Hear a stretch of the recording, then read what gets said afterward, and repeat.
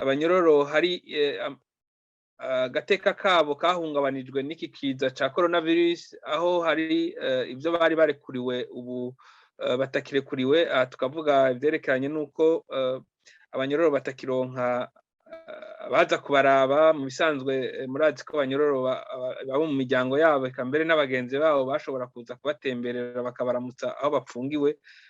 Mugabo ubu bitagishoboka kubera ingingo yafashwe n'ubuyobozi bukuru bw'amabohero, bavuga yuko ari mu ntumbero yo kurwanya ko iki kiza ca coronavirus gishwara amabohero.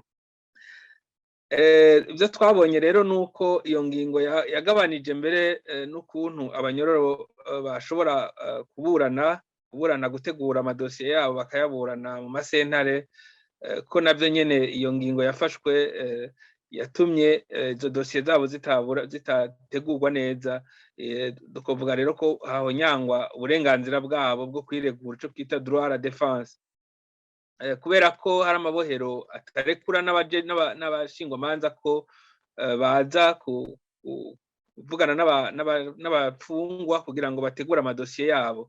Twavuga nk'ibohero rya Muramvya, rya Ngozi na Muyinga, eka mbere n'ahandi naho usanga babareka mugabo bakabaha umwanya mutoyi cane kandi bakabareka bigoranye.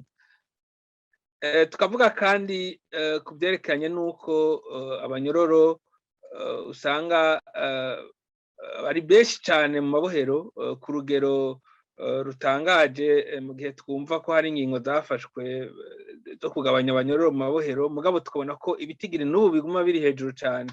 Twabwira yuko mu mabohero mu Burundi hategerezwa kuba hari abanyororo batarenga ibihumbi 4 birenga ko gatoyi, mugabo uno munsi hari abanyororo barenga 11,675. Muri iki cegeranyo kandi twaragarutse ku vyerekanye no gupfungwa bidakurikije amategeko, aho tubona ko mu mabohero n'ubu hakigaragarayo abanyororo bahejeje ivyaha, bahejeje iminyororo yabo, abandi nabo usanga barejejwe n'ubutungane bategerezwa kuba barasohotse, eka mbere harimwo n'abagiriwe ikigongwe n'umukuru w'igihugu. Turavuga nk'abanywanyi b'umugambwe MSD bagiriwe ikigongwe guhera mu 2017, dosiye yabo ikubikwa, mugabo n'ubu bakigaragara mu mabohero atandukanye mu gihugu.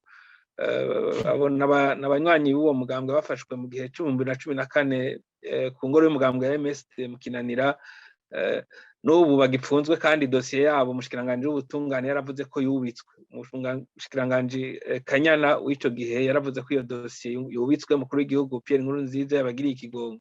Mugabo abo banyororo bane n'ubu babandanya bapfungwa. Sabo bonyene ariyo n'abandi. Turavuga kandi nuko abanyororo bataronka imfungurwa zikwiye, kambere usanga haca n'igihe habonetse ibiharage hakabura ifu, habonetse ifu hakabura ibiharage. Mukaba muzi ko abanyororo baronka amagarama 350 y'ibiharage n'amagarama 350 y'ifu, n'ubyo vy'ivyo nyene bikaba bitari binakwiye, mugabo hageze aho n'ivyo bibura. Turavuga kandi no kwegeranya kw'ivyo kwivuza, naho nyene twabonye yuko mu mabohero abanyororo bagira ingorane cane zo gusohoka kugira baje kwivuza hanze, cane cane ko bakeneye abaganga b'ubuhinga. Aha twavuga cane cane ku bantu bafungiwe ivyaha vya politike, nibo cane cane izi mpusha babura cane. Turatanga akarorero kwitwa Jean Berkimas Nkurunziza na Dombori Pascal mu ibohero rya Gitega, baba bakeneye gukandwa kinezitherapy inyuma yaho bahohotewe mw'iperereza, ariko ubu barababujije gusohoka iryo bohero rya Gitega, bakaba bariko baramugarira indani mw'ibohero. Ivyo byose rero tugaca dusaba ubushikiranganji bw'ubutungane nibwo burabe vy'amabohero ko boja barareka abanyororo bakabonana n'ababo, mugabo hagafatwa ingingo zo kurwanya ico kiza kugira ngo ntigishware amabohero.